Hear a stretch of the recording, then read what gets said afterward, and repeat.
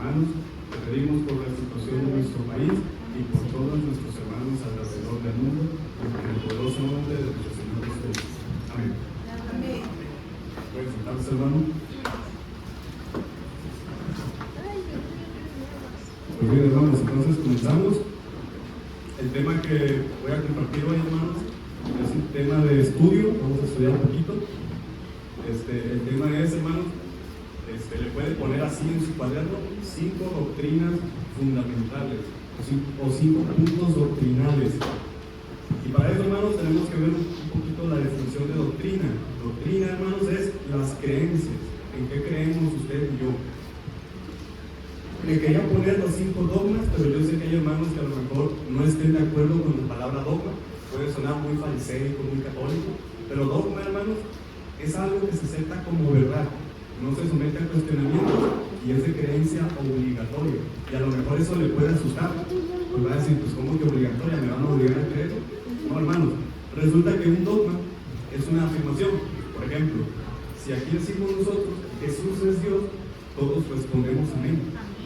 Ese es un dogma para nosotros, porque para nosotros, dentro de la congregación, no debe existir cuestionamientos, porque ya estudiamos, es lo que vamos a hacer hoy. Vamos a estudiar la doctrina, los dogmas, para saber el porqué, y es de creencia obligatoria. Es decir, usted y ninguno de nosotros va a ver que un hermano es evangélico si dice, no, Jesús no es Dios, entonces no es evangélico.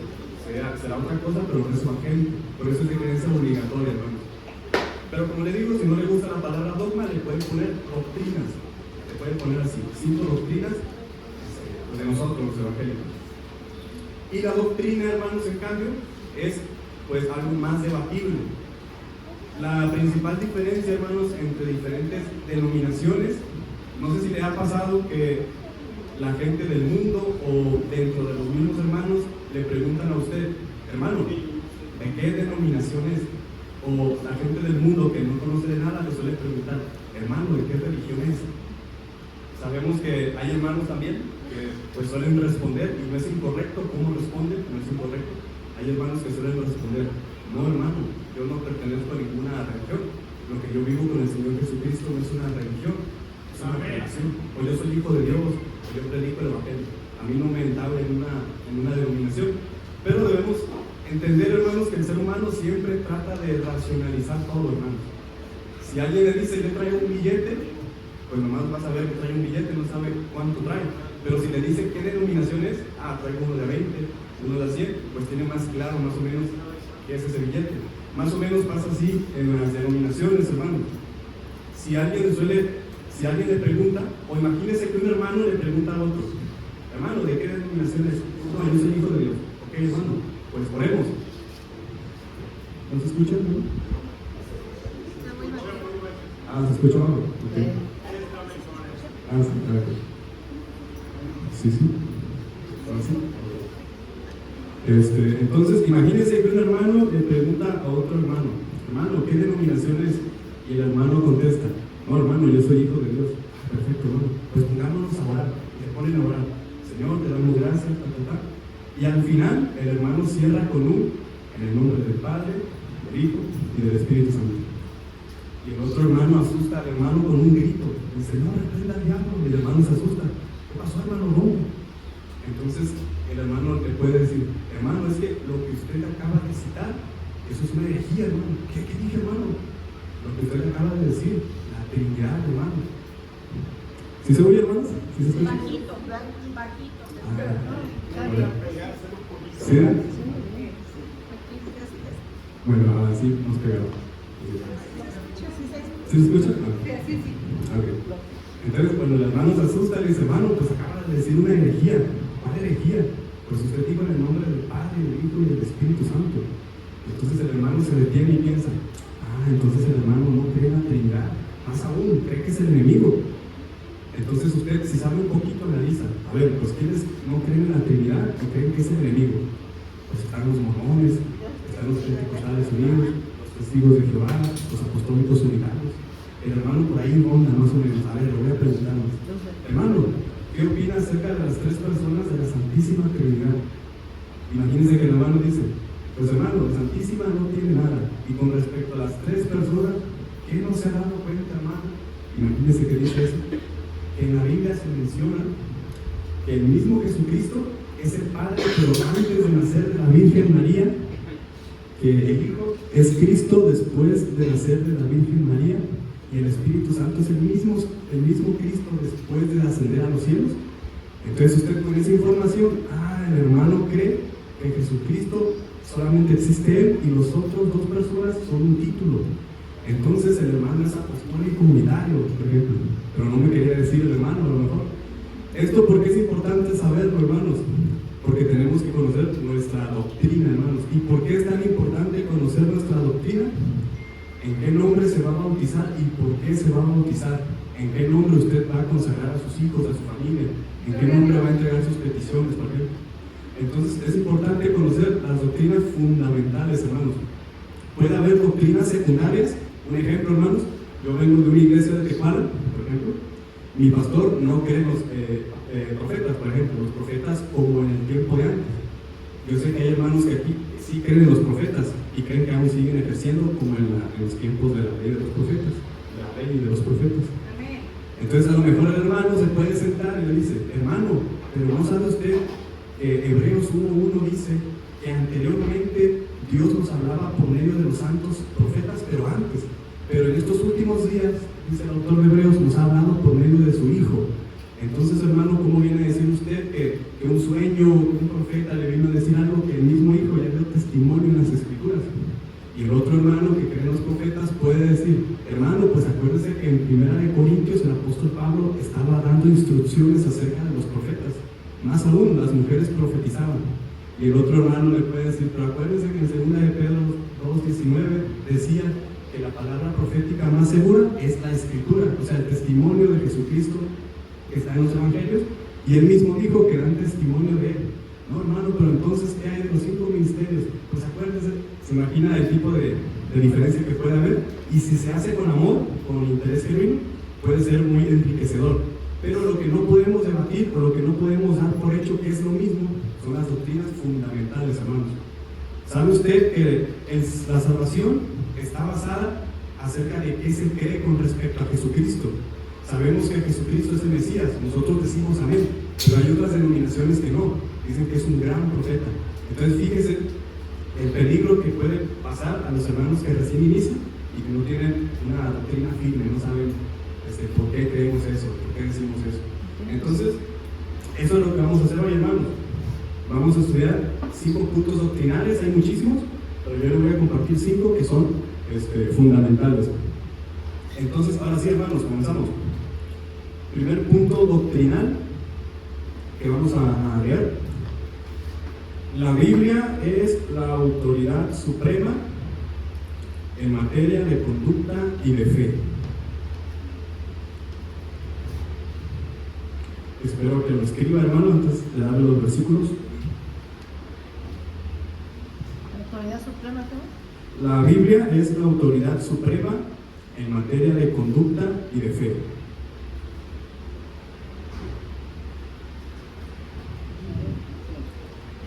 Eso nos diferencia de muchas otras denominaciones, religiones, sectas, como lo quiera ver.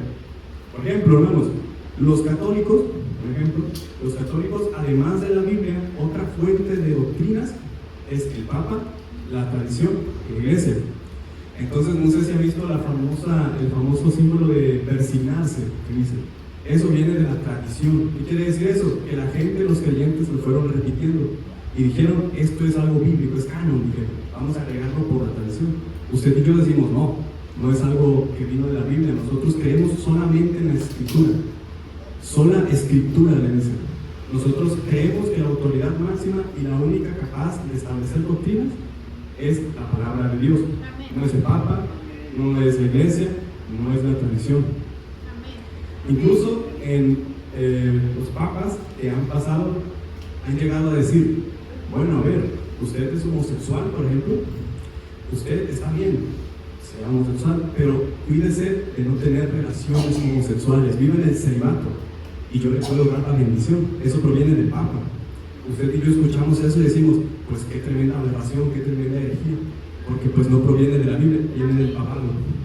Entonces eso es lo que nos diferencia a nosotros. Creemos que la autoridad única y máxima de doctrina es la Biblia. Y también debemos cuidar, hermanos, el cómo la interpretamos, los sueños que tenemos, porque también puede existir en la iglesia personas que por medio de sueños ya quieren establecer nuevas doctrinas. Jesucristo regañó a los fariseos por querer establecer mandamientos de hombres como doctrina. Ahorita lo vamos a leer. Entonces ahora sí vamos con los versículos bíblicos, hermanos. Primer versículo bíblico, segunda de Pedro 1, del 16 al 21.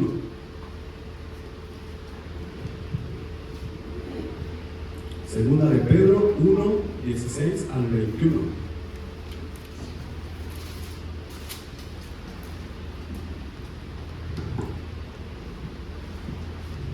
Ok, vamos a ver la importancia que tiene la autoridad y lo que nos da la autoridad de la Biblia y el testimonio que nos da. Vamos a ver si el apóstol Pedro decía: nosotros estamos predicándoles a un Cristo que nos contaron, o que un tal sin que hacer se puso a inventar y nosotros se los predicamos a ustedes. Vamos a ver que el testimonio fue popular y los apóstoles comenzaron a escribir. Y no seguimos fábulas artificiosas, decía Pedro. Vamos a leer qué dijo Pedro. Versículo 16 de segunda de Pedro, capítulo 1. Porque no os hemos dado a conocer el poder y la venida de nuestro Señor Jesucristo, siguiendo fábulas artificiosas. Fíjese que no predican a un Cristo que alguien inventó y que son fábulas artificiosas, sino como habiendo visto con nuestros propios ojos su majestad. Y va a hablar acerca de la transfiguración. ¿Se acuerda de la escena cuando Cristo estaba con 2 de los apóstoles o 3 y se le apareció el Padre, el Moisés, Eliseo, y les decía: este es mi Hijo amado? Esa fue la transfiguración. Y Pedro dice: nosotros lo vimos, nosotros no venimos a contarles cuentos que nos dijeron, lo vimos. En el versículo 17: pues cuando él recibió de Dios Padre honra y gloria, le fue enviada desde la magnífica gloria una voz que decía: este es mi Hijo amado, en el cual tengo complacencia. Y nosotros oímos esta voz enviada del cielo, cuando estábamos con él en el monte santo. Entonces Pedro dice: nuestro testimonio fue ocular, y tenemos una palabra profética que es la palabra profética más segura, dice Pedro en el versículo 19. Fíjese que dice: tenemos también la palabra profética más segura. Vamos a ver cuál es esa palabra profética más segura. A la cual hacéis bien en estar atentos como a una antorcha que alumbra en lugar oscuro, hasta que el día esclarezca y el lucero de la mañana salga en vuestros corazones. Y aquí viene un punto muy importante, entendiendo primero esto, que ninguna profecía de la Escritura es de interpretación privada. O sea, que usted no puede tomar un versículo bíblico y comenzar a ajustarlo a lo que usted piensa al respecto. No tenemos que preguntarnos qué significa esto para mí, tenemos que preguntarnos qué quiso decir el Espíritu Santo con este versículo. Y para eso tenemos que aprender a leer primero con calma, con la guianza del Espíritu Santo y con el contexto, hermanos. Porque nuestra autoridad máxima en materia de conducta y fe es la Escritura, no es la opinión de un papa o de una persona, de un pastor. Es la Escritura, y tenemos que cuidar mucho de cómo leemos la Escritura. No es interpretación privada, porque nunca la profecía fue traída por voluntad humana, sino que los santos hombres de Dios hablaron siendo inspirados por el Espíritu Santo. O sea que usted no puede buscar guianza de un hombre, porque los hombres no fueron quienes la escribieron. Eso quiere decir que muchas cosas que para nosotros son ilógicas solamente las puede explicar el Espíritu Santo. Y es por eso que muchas personas que tratan de estudiar con su mente, con el raciocinio, la palabra del Señor, pues terminan frustradas y creen que la Biblia es un libro de cuentos, porque solamente son cosas que el Espíritu Santo puede enseñar, porque no la escribió un hombre, sino Dios a través de los santos profetas, los hombres que escribieron la palabra del Señor. Vamos a ver qué es lo que pasa si algún hermano tuvo algún sueño y el hermano quiere que toda la iglesia haga como doctrina porque él soñó. No sé, pues pongo un ejemplo, no se me ocurre uno. A lo mejor que vengan vestidos así, si no vienen vestidos así, pierden la salvación, un ejemplo, hermano, que alguien diga eso. Y que se olvide de otras leyes, a lo mejor el mandamiento del amor. Un hermano mal vestido vino porque está en las drogas y quiere cambiar, no, es que viene vestido mal, hermanos, que el Señor lo reprenda, vuelva, pero bien vestido, por ejemplo. Vamos a ver qué diría Jesucristo al respecto. Vamos a ir a Marcos 7, 1 al 10.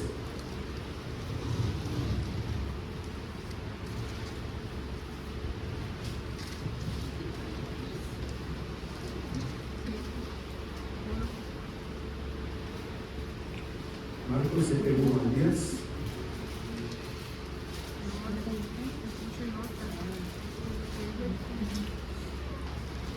Dice: se juntaron a Jesús los fariseos y algunos de los escribas que habían venido de Jerusalén, los cuales, viendo a algunos de los discípulos de Jesús comer pan con manos inmundas, esto es, no lavadas, los condenaban. Fíjense, un mandamiento establecido por la ley fariseica decía: si no te lavas las manos, te condenamos.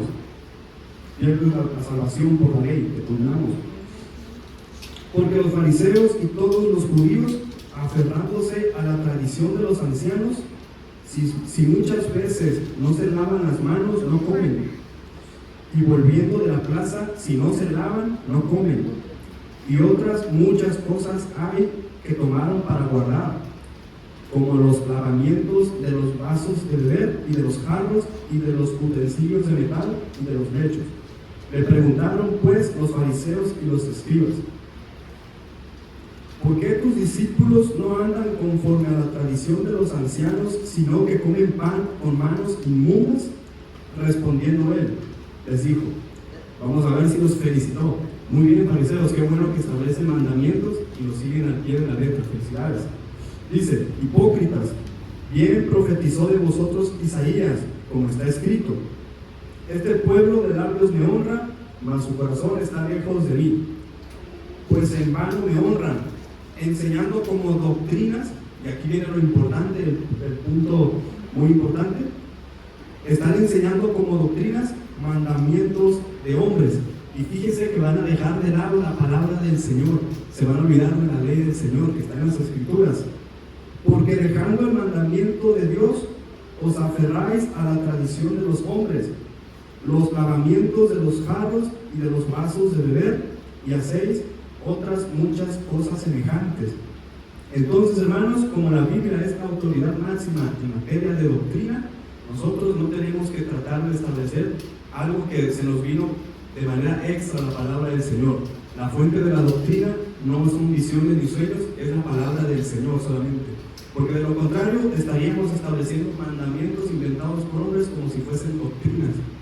Y Jesucristo dice: ustedes están dejando de lado los mandamientos del Señor. Aquí, por ejemplo, comentaba la de honrar al padre y a la madre. Y pues les decía: no, es que yo ya, esto, lo que te voy a dar a ti, lo tengo para el altar. Corrompen totalmente el mandamiento que el Señor estableció.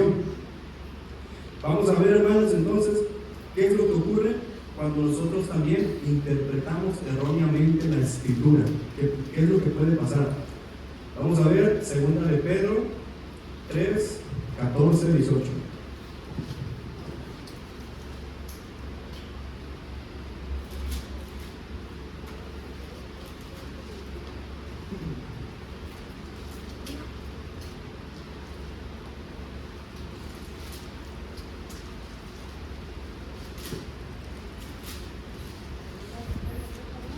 Segunda de Pedro 3, 14 al 18. Aquí Pedro nos da una advertencia, dice: por lo cual, oh amados, estando en espera de estas cosas, procurad con diligencia ser hallados por él sin mancha e irreprensibles, en paz, y tener entendido que la paciencia de nuestro Señor es para salvación, como también nuestro amado hermano Pablo, según la sabiduría que le ha sido dada, os ha escrito, casi en todas sus epístolas, hablando en ellas de estas cosas, entre las cuales hay algunas difíciles de entender, los cuales los indoctos O sea, los creyentes que a lo mejor no saben muy bien todavía, e inconstantes tuercen, como también las otras escrituras, para su propia perdición. Dice Pedro.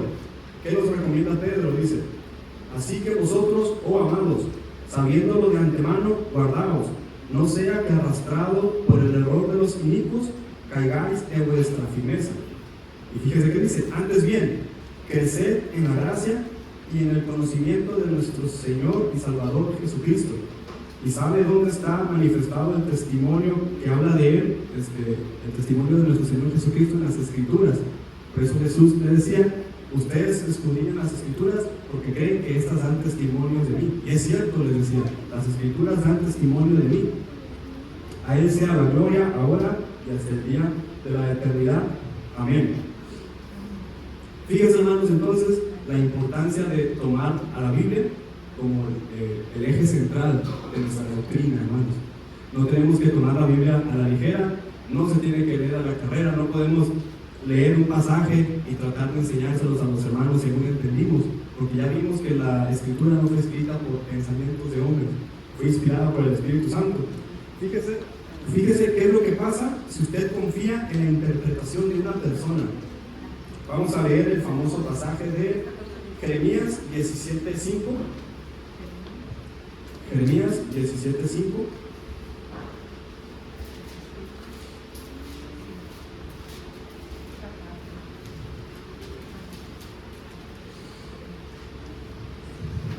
Se lo voy a leer.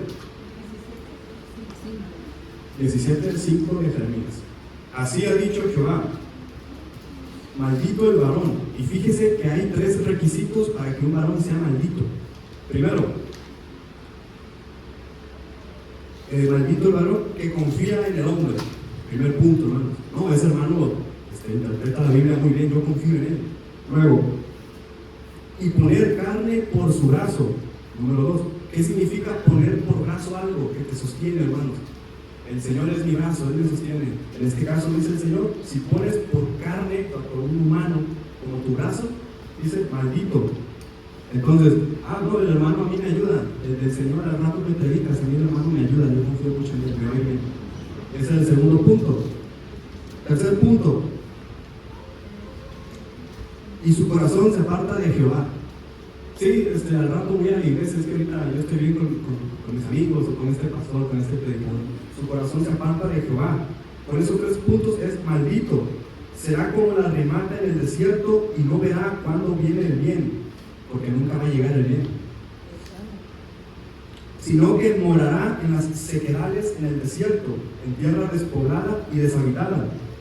En cambio, dice: bendito el varón que confía en Jehová y cuya confianza es Jehová, porque será como el árbol plantado junto a las aguas, que junto a la corriente echará sus raíces, y no verá cuándo viene el calor, sino que su hoja estará verde, y en el año de sequía no se fatigará, ni dejará de dar fruto. ¿Cómo se sentiría un hermano si él está confrontando falsas doctrinas y luego el otro le pregunta: hermanos, pues explíqueme por qué usted cree esto? Imagínense que un hermano responda: no, es que pues así me dijo mi pastor.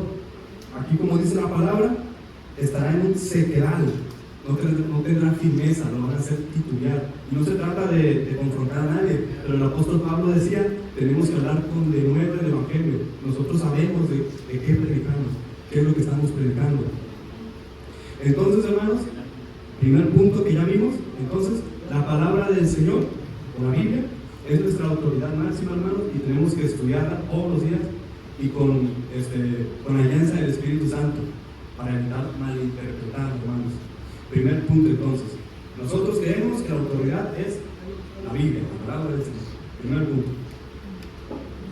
Segundo punto doctrinal, hermanos, la Trinidad. Usted y yo creemos que existe un solo Dios, pero que se manifiesta en 3 divinas personas: el Padre, el Hijo y el Espíritu Santo. Mucha gente se confunde, no adoramos a 3 dioses, no son 3 dioses, es un solo Dios que se manifiesta en 3 divinas personas. Aquí, evidentemente, hermanos, existe a lo mejor mucho conflicto, muchos desacuerdos, incluso en medio de la congregación pueden existirlos. Pero fíjese, hermano, que el tema de la Trinidad es una base doctrinal fundamental, que sí tiene poder salvacionista. Porque si usted cree, por ejemplo, que el Hijo no existe y que el Hijo nunca fue el Mesías y que no ha venido, entonces su fe es vana, decía Pablo. Si no creemos que Jesucristo resucitó de los muertos, vana es nuestra predicación, decía. Imagínese, hermano, que a lo mejor, no sé si usted ha estado en otras denominaciones anteriormente, no sé, pero imagínese, por ejemplo, el bautismo, los Pentecostales Unidos o los famosos Solo Jesús. Ellos cuando van a bautizar a alguien, ellos dicen, algo así dicen: y yo te bautizo en el nombre de aquel que fue predicado en Hechos 2:38 por los apóstoles, en el nombre del Señor Jesucristo, para el perdón de los pecados y para que recibas el don del Espíritu Santo. Y lo bautizan, sabiendo de antemano nosotros que el Señor Jesucristo, por allá en Mateo 28:19, dijo que fuéramos a predicar el Evangelio y que fuésemos y bautizásemos a los que quieran en el nombre del Padre, del Hijo y del Espíritu Santo, nos había dicho. Pero pues estas personas toman el pasaje de Hechos 2:38 porque Pedro iba proclamando el nombre del Señor Jesucristo: arrepiéntanse y bautícense en el nombre del Señor Jesucristo para el perdón de los pecados. Los testigos de Jehová, por ejemplo, ellos no usan una fórmula bautismal, ellos hacen preguntas. Hermano, ¿usted se consagró a Jehová por medio de Jesucristo? Sí, hermano, me consagré. Hermano, ¿usted acepta y entiende la doctrina fundamental de la Asociación de los Testigos de Jehová, constituida y dirigida por Dios? Sí, hermano, nuestro bautizo. Si se fija, el hecho de creer o no en la Trinidad cambia rotundamente a qué se consagra cada sacramento. Un bautismo es un sacramento, hermanos. Un bautismo representa la muerte del viejo hombre y el inicio del nuevo hombre. Entonces, ¿bajo qué nombre nosotros vamos a dejar morir al viejo yo y renacer al nuevo yo? ¿Bajo qué nombre, hermanos? Es por eso que es importante conocer por qué creemos en la Trinidad. Entonces, ahora sí, vamos a dar versículos bíblicos. Primeramente, hermanos, vamos a leer en Juan 8:12.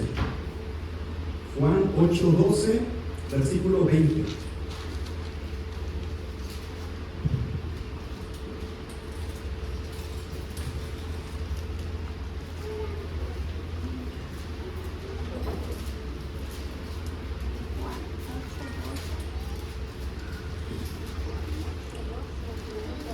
Juan 8:12 al 20. Dice: otra vez Jesús les habló diciendo: yo soy la luz del mundo. El que me sigue no andará en tinieblas, sino que tendrá la luz de la vida. Entonces los fariseos le dijeron, aquí vienen los fariseos: tú das testimonio acerca de ti mismo, tu testimonio no es verdadero. ¿Por qué los judíos le decían esto? Resulta que en Deuteronomio, hermanos, los israelitas, por medio de la ley de Moisés, decían: si viene una persona a contarte cualquier cosa que pasó, acusan a alguien, no es válido. Pero si vienen 2 o 3 más, sí es válido ese testimonio. Entonces los judíos le decían: pero pues tú solo te estás diciendo que tú eres el Mesías, tu testimonio no es válido. Y vamos a ver qué le responde Cristo si él estaba solo, si era solo Jesús, como la denominación. Vamos a ver si era solo Jesús.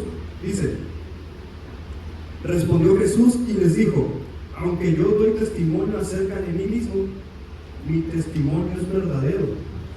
Pero si su testimonio es verdadero, tiene que haber otra persona que también diga que Jesús es el Mesías. ¿Y quién es ese? Dice: porque sé de dónde he venido y a dónde voy, pero vosotros no sabéis de dónde vengo ni a dónde voy. Vosotros juzgáis según la carne, yo no juzgo a nadie. Y si yo juzgo, mi juicio es verdadero. Y aquí viene el punto importante: porque no soy yo solo, sino yo y el que me envió. ¿Y quién es el que me envió? El Padre, dice. Y en vuestra ley está escrito que el testimonio de 2 hombres es verdadero. Y dice Cristo: yo soy el que doy testimonio de mí mismo, y el Padre que me envió da testimonio de mí, decía. Ellos le respondieron: ¿dónde está tu Padre? Respondió Jesús: ni a mí me conocéis, ni a mi Padre. Y aquí viene algo muy importante. Muchos hermanos, cuando leen que el Padre moraba en Jesús, dicen, bueno, como el Padre moraba en Jesús, entonces Jesús era divino no por sí mismo, sino porque el Padre moraba en él. Y toman el pasaje de Colosenses 2:9 que decía, porque en él habita corporalmente toda la plenitud de la deidad. Entonces, si el Padre no estuviera en Jesús, Jesús no fuera Dios. Entonces, la manifestación de Jesucristo es la manifestación del Padre, dice. Pero podemos ver aquí que el testimonio de Jesucristo dice, si no me conocen a mí, no van a conocer al Padre, porque Jesús y el Padre decían que eran uno solo, pero no decía que Jesucristo era el Padre, decía, el Padre mora en mí. Es decir, el otro está arriba, el Padre, y en Jesucristo moraba el Padre. Después de eso Jesús predicaba que él era el Hijo de Dios, el Padre lo mandó. Dice, estas palabras habló Jesús en lugar de las ofrendas, enseñando en el templo, y nadie le entendió, porque aún no había llegado su hora. Ahora veamos Juan 8:48, aquí mismo, más adelantito, fíjese qué dice, Juan 8:48.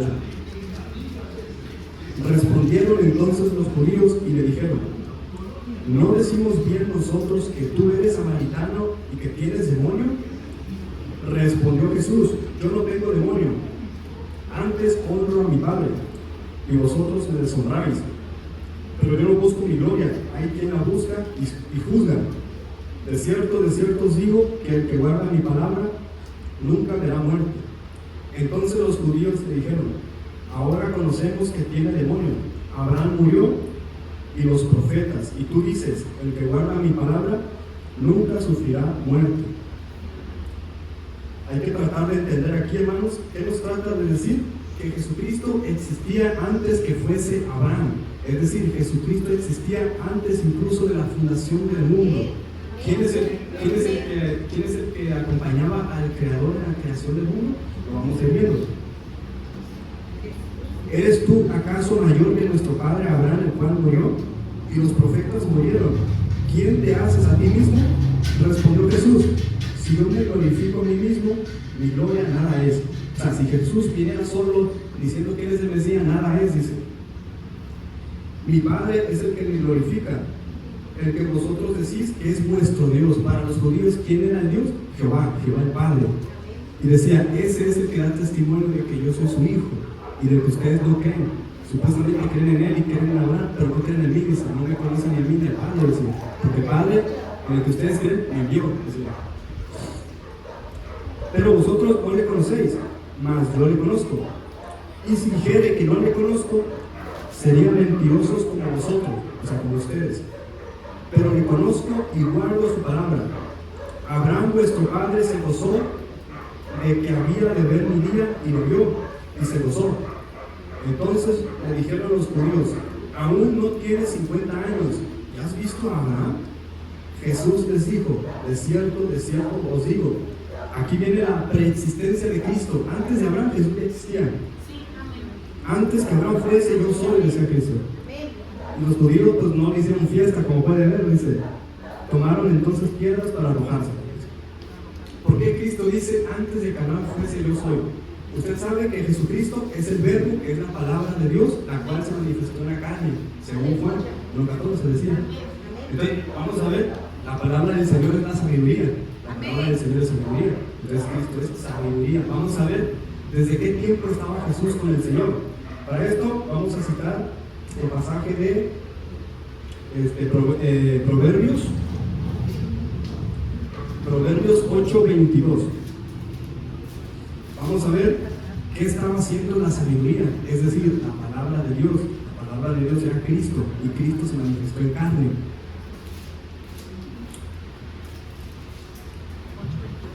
Proverbios 8:22. Vamos a ver que Jehová poseía la sabiduría en el principio. Jehová es el Padre, acuérdense. Jehová me poseía en el principio, ya de antiguo, antes de sus obras. Eternamente tuve el principado, desde el principio, antes de la tierra.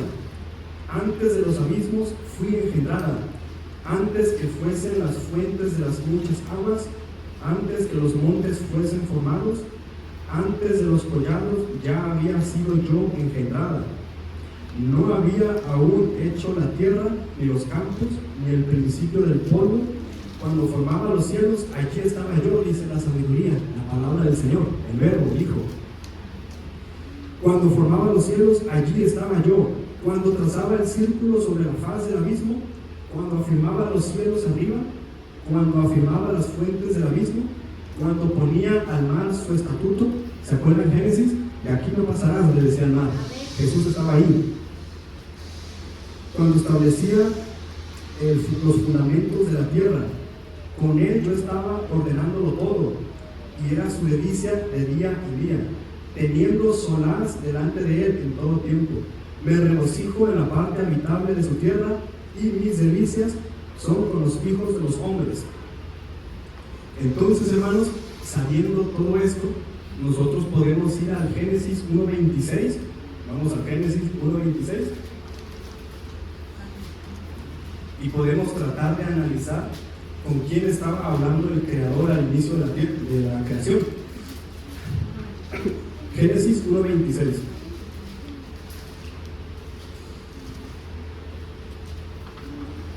Entonces dijo Dios, hagamos al hombre conforme a nuestra imagen, conforme a nuestra semejanza, decía el Creador.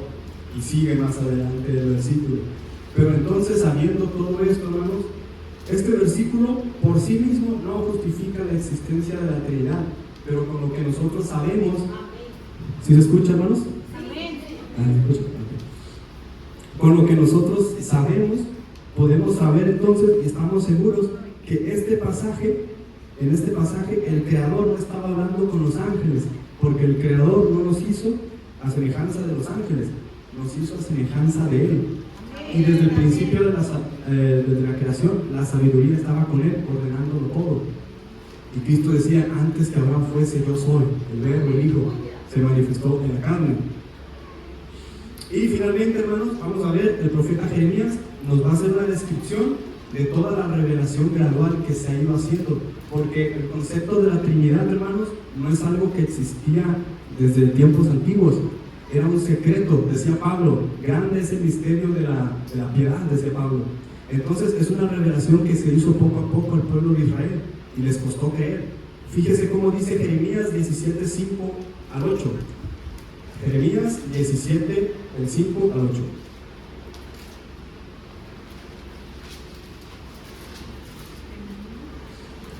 Jeremías 17, 5 al 8.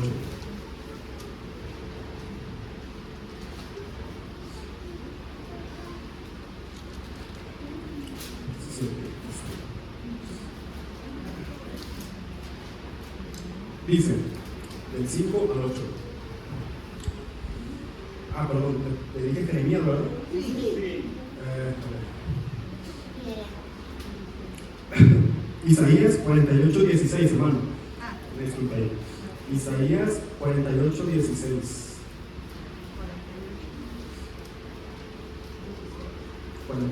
16. Ahora sí. Aquí pues el Señor estaba regañando al pueblo de Israel. Y en el versículo 16 de Isaías 48 dice, acercaos a mí, oíd esto. Desde el principio no hablé en secreto, dice. Desde que eso se hizo, ahí estaba yo. ¿Quién está hablando ahí? Jesucristo, por medio del profeta Isaías. Y ahora me envió Jehová, el Señor. El Señor era el Padre, Jehová, para los judíos. Y su Espíritu, dice. Así ha dicho Jehová, Redentor tuyo, el Santo de Israel. Yo soy Jehová, Dios tuyo, que te enseña provechosamente y que te encamina por el camino que debes seguir. Fíjese entonces que aquí el profeta Isaías hace una revelación que desde antiguo no era secreto.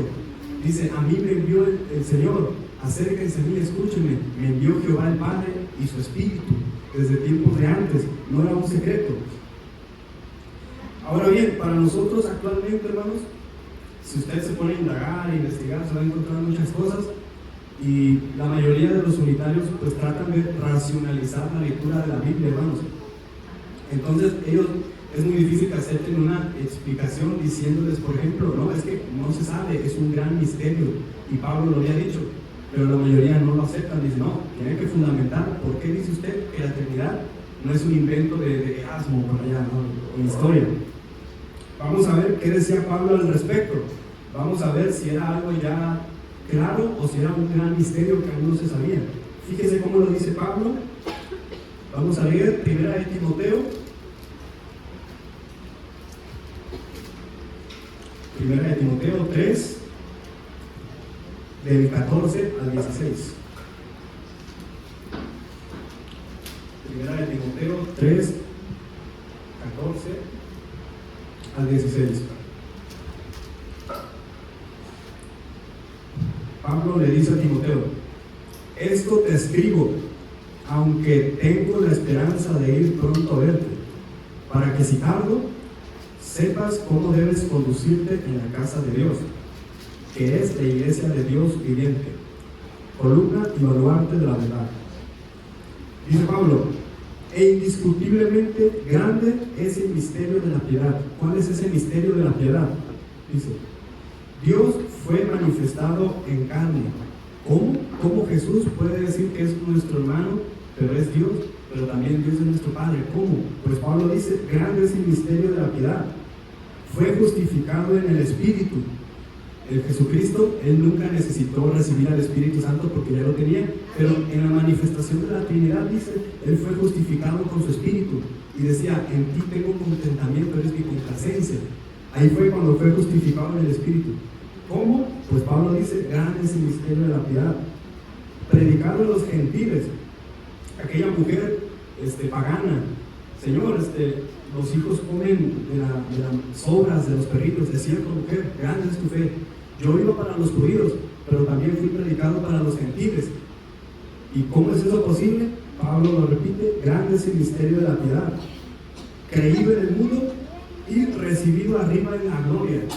¿Cómo es posible? Dicen muchos que tratan de racionalizar eso. ¿Cómo es posible que un mismo Dios está en el cielo, pero luego bajó con los hombres y luego fue recibido en el cielo otra vez, que no es omnipotente, que no está arriba, que no está en todos lados? Pablo dice nuevamente: grande es el misterio de la piedad, porque en ese tiempo pues existía la corriente judía, y entonces las cartas que Pablo escribía era para motivar a la gente a que persistiera, porque los mataban, etc. Eran muy devotos, muy firmes.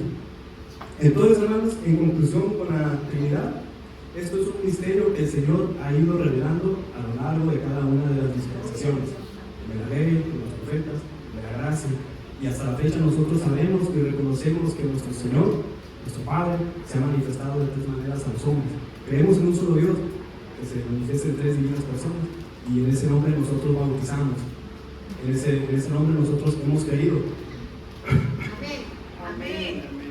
Muy bien, hermanos, vamos a la siguiente. ¿Pudiera leer primera de Juan 5:7? Sí, hermano. En la Biblia de los testigos de Jehová, ese versículo viene modificado, me parece, pastor. O borrado, ¿no? Sí. Aquí en nuestra Biblia sí viene, vamos a ver. Primera de Juan 5:7.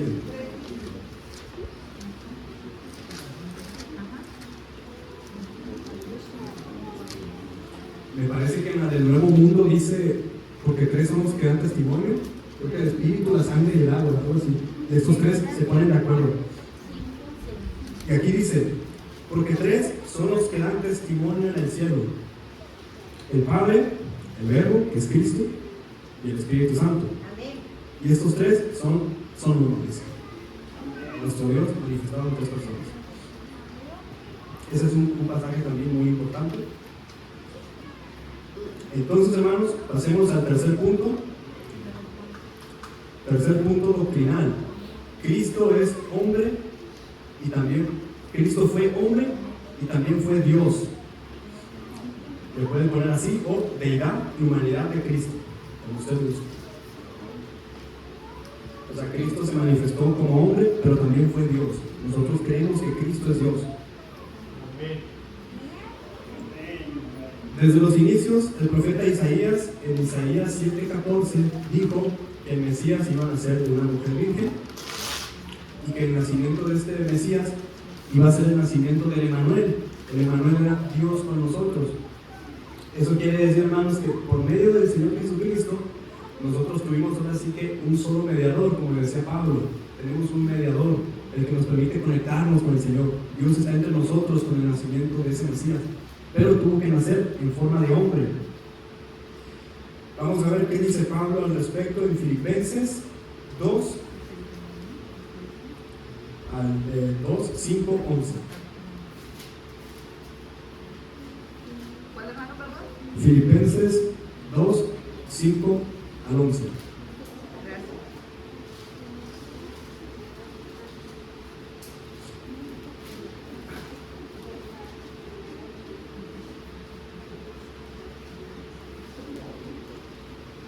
Filipenses 2, 5 al 11. Dice: haya pues en vosotros este sentir que hubo también en Cristo Jesús, el cual, siendo en forma de Dios, no estimó, y aquí viene lo importante, nuestro Señor Jesucristo, observe la palabra que usa Pablo, no estimó el ser igual a Dios.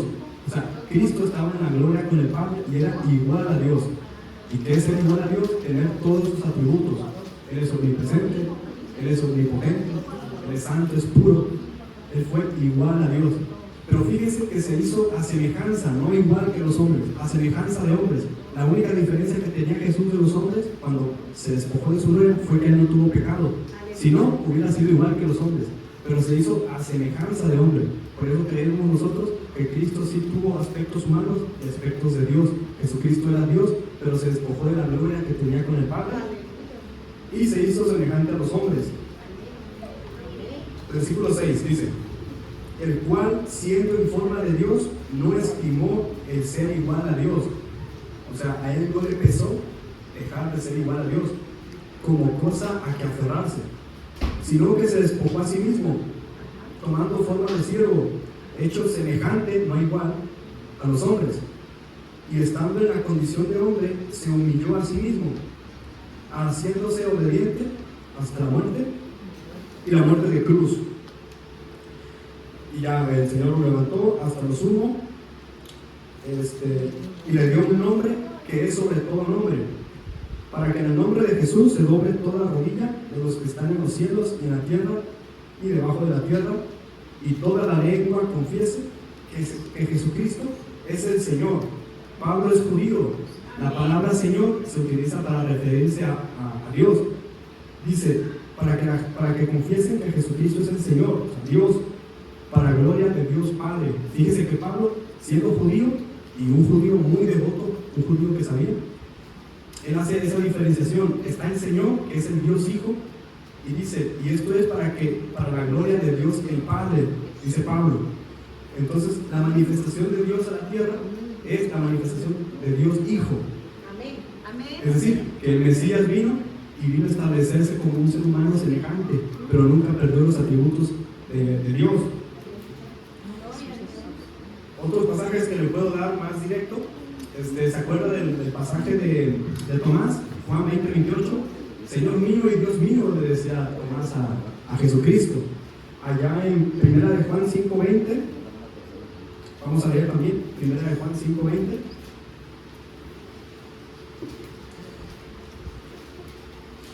Le voy a dar algunos versículos para que usted los lea.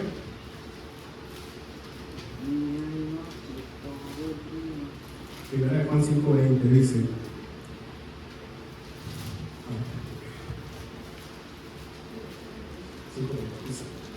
dice, pero sabemos que el Hijo de Dios ha venido y nos ha dado entendimiento para conocer al que es verdadero, y estamos en el verdadero, en su Hijo Jesucristo. O sea, el Hijo Jesucristo, es el verdadero Dios y la vida eterna. Hijitos, guardaos de los ídolos. Amén. Otro pasaje que se puede llevar a su casa es Romanos 9:5.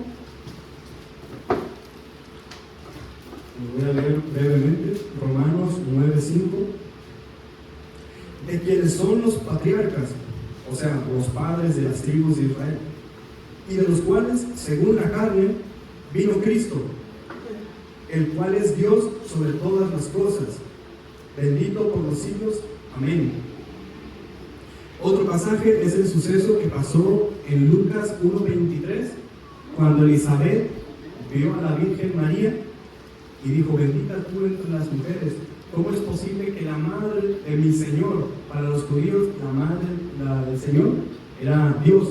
¿Cómo es posible que la madre de mi Señor viniese a mí? ¿De dónde he conseguido este favor? Decía Elizabeth. Entonces sabemos que desde antes, hermanos, desde la iglesia primitiva ya se reconoce la deidad de Jesucristo. En cambio los judíos no creen en eso. Los testigos de Jehová tampoco, por ejemplo, creen que es un profeta enviado por Dios, mas no el Mesías. Entonces, hermanos, usted y yo creemos que Jesucristo fue hombre, pero que también es Dios. Amén. Amén. Así lo vamos a cerrar este.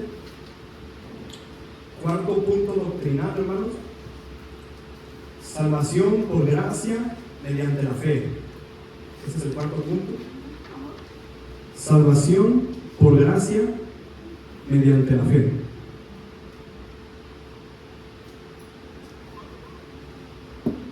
Es decir, hermanos, nosotros creemos que la salvación no es por obras, como dice la canción, sino por gracia mediante la fe. ¿En quién? Pues en Jesucristo. Por eso tenemos que tener claro quién es Jesucristo. Vamos a leer Gálatas 3.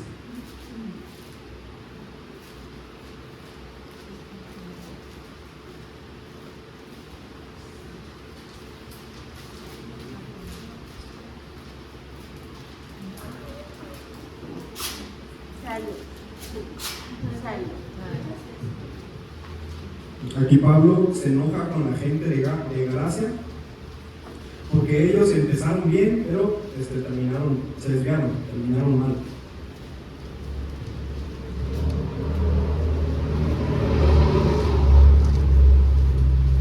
En otras versiones dice un poquito más feo, no sé en cuál, pero aquí dice: oh Gálatas insensatos, ¿quién os fascinó para no obedecer a la verdad?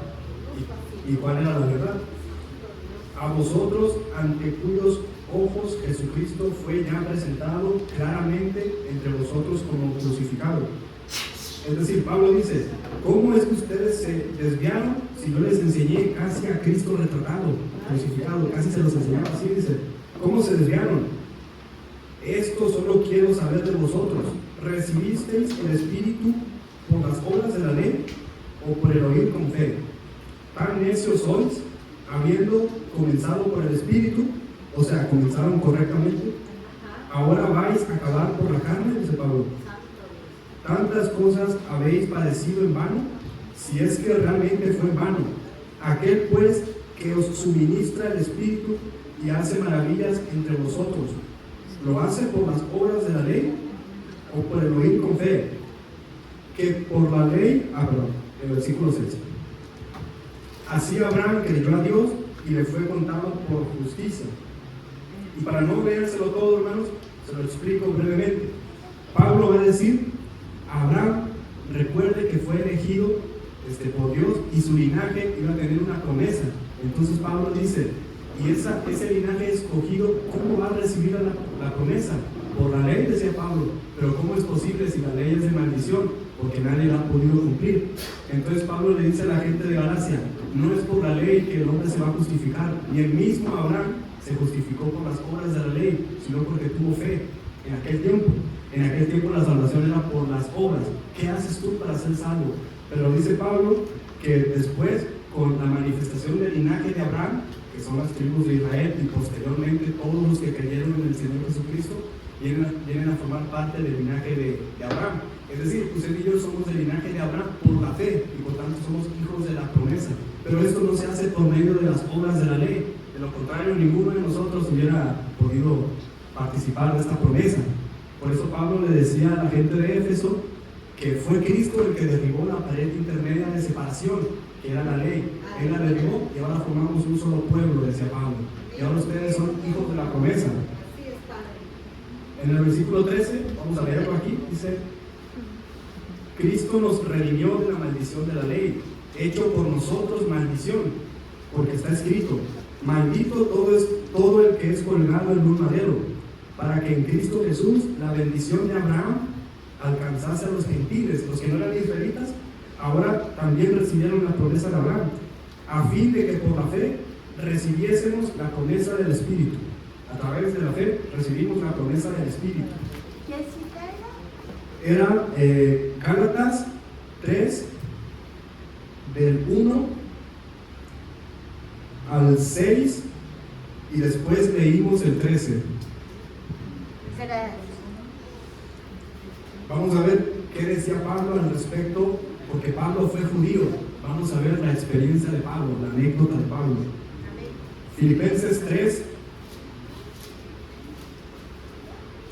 Filipenses 3:1.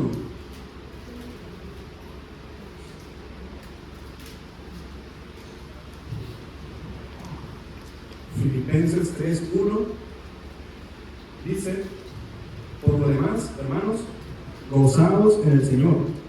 A mí no me es molesto el escribiros las mismas cosas, y para vosotros es seguro. O sea, a Pablo no le enfada volver a repetir lo mismo. Guardaos de los perros, guardaos de los malos obreros, guardaos de los mutiladores del cuerpo. ¿Sabe quiénes eran los mutiladores del cuerpo? Los judíos. En este caso era la circuncisión. Me imagino que ya sabe que es la circuncisión, o sea, mutilar para representar el pacto de Dios que hizo allá en Éxodo con Israel. Cuídense de eso, dice Pablo, porque nosotros somos la circuncisión, los que en espíritu servimos a Dios y nos gloriamos en Cristo Jesús, no teniendo confianza en la carne, aunque yo también tengo de qué confiar en la carne, dice Pablo. Ahora sí que, hablando a lo mexicano, Pablo está diciendo: si ustedes se quieren poner en el plan de quién hace más cosas con su carne, pues yo tengo también con qué defenderme, yo tengo también algo en lo que gloriarme, dice Pablo. Si alguno piensa que tiene de qué confiar en la carne, yo más. Y ya Pablo comienza: circuncidado al 8º día, cumpliendo el establecimiento de la ley para participar del pacto, ser circuncidado al 8º día.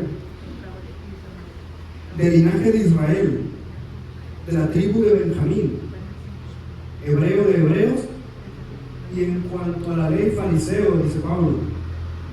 En cuanto a celo, perseguidor de la iglesia, y en cuanto a la justicia que es en la ley, irreprensible. O sea, Pablo, con atrevimiento seguro, porque él sabe que es verdad, él dice: si alguien quiere venir a jactarse del cumplimiento de la ley, yo tengo más razón para jactarme. Y con respecto a la ley, yo soy irreprensible. Pero vamos a ver si Pablo se arrepintió. A lo mejor Pablo pudo haber dicho: pues me arrepiento de haber dejado la ley, me pesa mucho, lo tenía por ganancia, lo dejé por Cristo, ¿por qué lo dejé? Vamos a ver qué dice Pablo. Dice, versículo 7: pero cuántas cosas eran para mí ganancia, aquellas cosas eran ganancia para Pablo. Dice: ahora las he estimado como pérdida por amor de Cristo, y ciertamente aún estimo todas las cosas como pérdida por la excelencia del conocimiento de Cristo Jesús, mi Señor, por amor del cual lo he perdido todo y lo tengo por basura para ganar a Cristo y ser hallado en Él, no teniendo mi propia justicia, que es por la ley, dice Pablo, sino la que es por la fe de Cristo, la justicia que es de Dios por la fe, a fin de conocerle y el poder de su resurrección y la participación de sus padecimientos, llegando a ser semejante a Él en su muerte, si en alguna manera llegase a la resurrección de entre los muertos, dice Pablo. Y continúa hablando acerca de la resurrección. Pero entonces, hermanos, nosotros creemos, por tanto, que la salvación, como decía Pablo, no se puede dejar a cargo de mandamientos, en este caso de la ley, o en este caso en las eras modernas, no podemos dejarlo a un sacramento. Algunas denominaciones, o en la católica, por ejemplo, pues ellos tienen más sacramentos que nosotros. No sé si usted sabe qué sacramentos tenemos nosotros. Nosotros tenemos dos principalmente, que es el bautismo y el casamiento, dependiendo de la denominación, puede haber más, Pero pues usted sabe que la católica pues está la confirmación, está el bautismo también, aunque lo hacen por aspersión, nosotros primera comunión. Entonces ellos dicen algunas doctrinas, por ejemplo la Eucaristía, me imagino que sí sabe qué es eso. Cada domingo en la iglesia católica pues la hostia, el sacerdote pues ora, la copa, oran y hacen una, no le llaman conmemoración porque ellos sí creen que la hostia es la carne de Jesucristo, ellos sí creen en eso, es la transubstanciación le llaman. Nosotros no creemos que sea la carne del Señor Jesucristo, nosotros creemos que representa simplemente, es una conmemoración. Y también el vino, en este caso el jugo, ¿no? Representa la sangre, no es. Pero los católicos dicen, esta es, Señor, el sacrificio de tu Hijo Jesucristo que tú enviaste. Pero nosotros sabemos que en Hebreos el autor había dicho, un solo bautismo, una sola fe y un solo sacrificio hecho y para siempre. Entonces nosotros por eso no lo repetimos como algo que está ocurriendo literalmente, es una conmemoración. Hagan esto en memoria de mí, dicen. Pues para ellos hacer eso es parte del fundamento de la salvación. Dicen, si tú participas cada domingo del sacrificio del cuerpo de Cristo, entonces tú estás formando parte y cada día tú estás recubriéndote de la promesa que el Señor nos trajo a través de su sacrificio. Si no participas tú, eso quiere decir que estás viviendo en pecado y tienes que irte a confesarte con el sacerdote, no sé, son doctrinas diferentes. Entonces dicen, entonces si tú no haces eso, entonces tú estás negando el sacrificio del Señor Jesucristo. Y nosotros creemos que esas personas tienen que ir a un purgatorio, y en el purgatorio los familiares van a hacer sacrificios a Dios, el Señor va a estar limpiando tus penas y después entras al cielo, por ejemplo. Entonces, hermanos, fíjense que eso es, de alguna manera, hermanos, pues atribuirle poder salvífico a un sacramento, que de hecho vino por la tradición. No es algo bíblico que nosotros podamos ver que esto es mi cuerpo literalmente, esto representa el sacrificio de nuestro Señor Jesucristo. Entonces nosotros creemos que la gracia es la que nos salva a través de la fe del Señor Jesucristo. Ahora bien, ¿qué hay respecto con las obras? Eso quiere decir que usted creyendo en el Señor Jesucristo ya se puede ir corriendo ya al antro, no sé dónde, de ninguna manera. Porque la evidencia de una persona que ha sido transformada, como decía Pablo, es los frutos del Espíritu, dice Pablo. Recúbranse, decía, con el nuevo hombre y despójense del viejo hombre, decía, que estaba viciado conforme a las concupiscencias engañosas. Ahora en Cristo Jesús dice, ustedes están revestidos del nuevo hombre que es creado según Dios en justicia y en santidad verdadera. Entonces, hermanos, las obras no son necesarias para la salvación, pero las obras sí representan que nosotros hemos aceptado el sacrificio del Señor Jesucristo, que ha cambiado nuestra mente y nuestro corazón, ha renovado nuestra mente, y eso es un indicio de una persona que está caminando rumbo a la salvación, hermanos. Entonces, hacemos buenas obras no para ser salvos, hacemos buenas obras porque somos salvos. Esa es la conclusión de Pablo. Último punto doctrinal, hermanos. Necesidad de un nuevo nacimiento.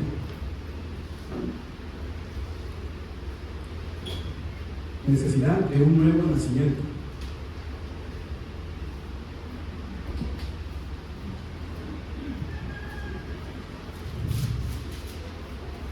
Vamos a leer Juan 3.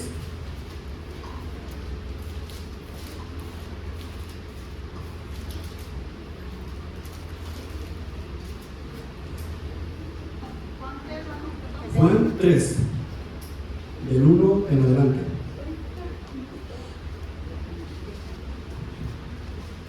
Juan 3. Vamos a ver el conocido diálogo entre Jesús y Nicodemo. Dice: había un hombre de los fariseos que se llamaba Nicodemo, un principal entre los judíos. Este vino a Jesús de noche y le dijo: Rabí, sabemos que has venido de Dios como maestro, porque nadie puede hacer estas señales que tú haces si no está Dios con él. Respondió Jesús y le dijo: de cierto te digo que el que no naciere de nuevo no puede ver el reino de Dios. Nicodemo le dijo: ¿Cómo puede un hombre nacer siendo viejo? ¿Puede acaso entrar por segunda vez en el vientre de su madre y nacer? Respondió Jesús: de cierto te digo, el que no naciere de agua y del Espíritu, no puede entrar en el reino de Dios. Lo que es nacido de la carne, carne es, y lo que es nacido del Espíritu, Espíritu es. No te maravilles de que te dije, os es necesario nacer de nuevo. El viento sopla donde quiere y oyes su sonido, mas ni sabes de dónde viene ni a dónde va. Así es aquel que es nacido del Espíritu. ¿Qué quiere decir esto, hermanos? Que el nacimiento, el nuevo nacimiento, no se hace literalmente como creía Nicodemo. El nuevo nacimiento, dice, es como el viento, lo escuchamos, dice, su subido, pero no sabemos de dónde viene. ¿Qué quiere decir esto, hermanos? Que el nuevo nacimiento muchas veces no lo podemos percibir, hermanos. No se puede percibir en el momento en el que se hace, que sea visible explícitamente. Decía Jesucristo, es como el viento, uno puede escucharlo, en este caso un hermano que recién se convirtió. El nuevo nacimiento no es como que en el momento en el que recibió al Señor Jesucristo, es evidente que nació de nuevo. Eso quiere decir que es un nacimiento gradual, hermanos. Para los católicos, el nuevo nacimiento es el bautismo. ¿Te bautizas? Naciste de nuevo. Nosotros creemos que es la aceptación del Señor Jesucristo, porque entonces estamos renunciando al viejo hombre, y el bautismo no es un sacramento que nos salva, hermanos, pero sí es un sacramento que representa primero el compromiso que nosotros hemos adoptado con Dios. Si bien el bautismo no es un sacramento que nos salva, hermanos, sí es un mandato que el Señor Jesucristo hizo. Y el hecho de que un hermano que recién se convirtió esté dudando en bautizarse, pues es un hermano que está tomando el arado y como que quiere voltear para atrás. O sea, no estaríamos tan seguros si el hermano realmente ha creído en la promesa del Mesías, o a lo mejor le duele dejar su vida pasada. Entonces Jesucristo dice, es como el viento, no se nota, pero se ve, se puede ver, es evidente, el nacimiento del Espíritu. Aleluya. Ahora vamos a ir a Efesios 4:17.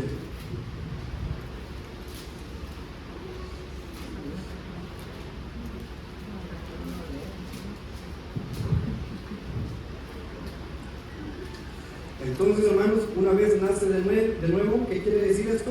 Que usted ya no va a hacer lo mismo que antes, hermano. Dice, Efesios 4:17.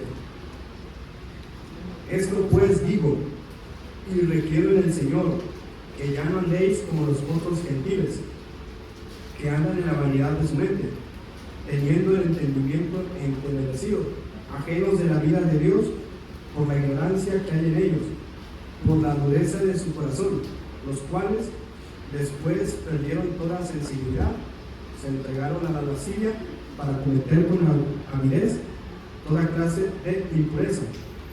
Y si usted recibió a Jesucristo, usted aprendió así de Cristo, pues Pablo dice, mas vosotros no habéis aprendido así de Cristo, si en verdad le habéis oído, porque hay gente que de repente puede audiblemente escucharlo, pero si realmente le prestó atención, ahora sí que diciéndolo, Pablo dice, si en verdad le habéis oído y habéis sido por él enseñados, conforme a la verdad que está en Jesús. Y dice, en cuanto a la pasada manera de vivir, despojaos del viejo hombre que está viciado conforme a los deseos engañosos, y renovaos en el espíritu de vuestra mente, y vestidos del nuevo hombre, creado según Dios en la justicia y santidad de la verdad. O sea, que usted es capaz de hacerse como Eliseo. Usted quema sus vacas y quema sus corrales y deja todo. Eso es lo que hizo de hecho el profeta Eliseo.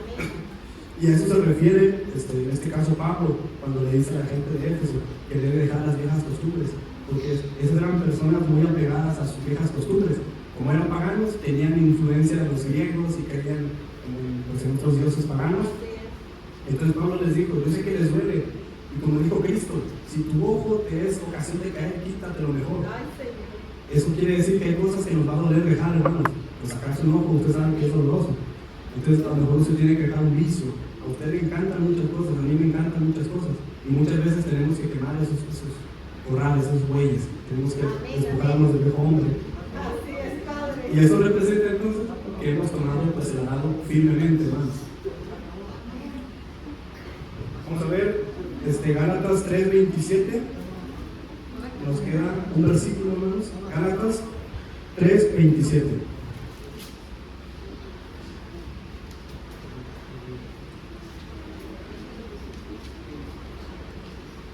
Gálatas, ¿qué, hermano? 3:27. Porque todos los que habéis sido bautizados en Cristo, de Cristo estáis revestidos. Ya no hay judío ni griego, no hay esclavo ni libre, no hay varón ni mujer, porque todos vosotros sois uno en Cristo. Y si vosotros sois de Cristo, ciertamente linaje de Abraham sois y herederos según la promesa, lo que habíamos comentado ahorita. Y finalmente, hermanos, Romanos 6:1.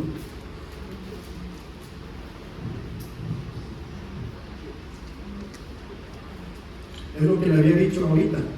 Como yo ya creo en el Señor Jesucristo, ¿puedo seguir pecando? Vamos a ver qué dice Pablo. Romanos 6:1. ¿Qué pues diremos? ¿Perseveraremos en el pecado para que la gracia abunde? O sea, hermanos, que imagínense esto, el Señor Jesucristo es misericordioso y para que tenga más misericordia todavía voy a pecar para que traiga más misericordia en el limpio. Quiero que venga más misericordia, voy a seguir pecando más. Pablo dice, en ninguna manera, porque los que hemos muerto al pecado, ¿cómo viviremos aún en él? ¿O no sabéis que todos los que hemos sido bautizados en Cristo Jesús, hemos sido bautizados en su nombre? Porque somos sepultados juntamente con él, o sea, el viejo hombre, para muerte por el bautismo, a fin de que como Cristo resucitó de los muertos por la gloria del Padre, así también nosotros andemos en vida nueva. Por tanto, hermanos, Cristo padeció y tuvo que morir. Asimismo, nosotros, como decía Pablo, tenemos que ser imitadores de Él, como Él es de Cristo. Cristo no dejó una muerte, o no tuvo una muerte placentera, hermanos. ¿Cómo nosotros esperamos que al intentar hacer morir al viejo hombre no vamos a padecer? Tenemos que padecer juntamente con Él. Pero la recompensa viene después. Una vez bien muerto el viejo hombre, dejamos todo lo que nos gustaba, vamos a renacer juntamente con Él, dice, y estaremos junto con Él en la gloria del Padre, dice Cristo. Y eso es lo que representa el nacimiento a una nueva vida. Es decir, el bautismo representa entonces la unión del nuevo hombre al cuerpo de Cristo. Usted y yo estamos en un cuerpo porque nosotros fuimos revestidos de Cristo y unidos al cuerpo de Cristo por medio del bautismo. Y eso representa entonces el despojo del viejo hombre y el nacimiento de un nuevo hombre, según creado en la justicia de Dios. Gloria a Dios. Entonces, hermanos, pues ya creo que ya hay citas. Estos son 5 puntos doctrinales, hay muchos otros. Por ejemplo, usted y yo también creemos que existe el sacerdocio universal de los creyentes. ¿Qué quiere decir esto, hermanos? Usted y yo tenemos acceso al Señor directamente. El único mediador es el Señor Jesucristo. Por eso usted y yo no creemos que debe haber un sacerdote o un papa. Nosotros no creemos que el sacrificio de Cristo y el puente que Cristo estableció por medio de la gracia es suficiente para que accedamos al Padre. Aleluya. Amén, amén. Etcétera, hermanos. Entonces, luego vamos a ver más doctrinas.